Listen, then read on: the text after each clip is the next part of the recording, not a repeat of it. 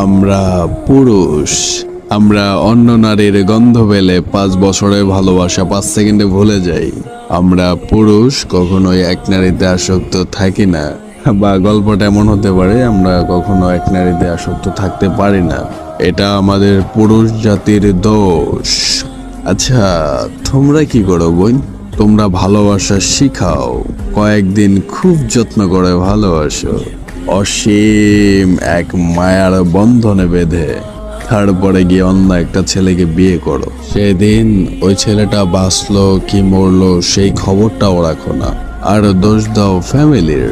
হ্যাঁ বোন, তোমরা পারো তো বিয়ের পর তোমার স্বামী যখন তোমাকে আদর করতে আসে তখন ওই ছেলেটাকে মনে রাখতে। তোমরা পারো তো এক পুরুষে আসক্ত থাকতে। তোমরা যারা এক নারীতে আসক্ত ছেলের গল্প শুনতে চাও, তাহলে আমার আইডির প্রত্যেকটা ভিডিও তোমার জন্য।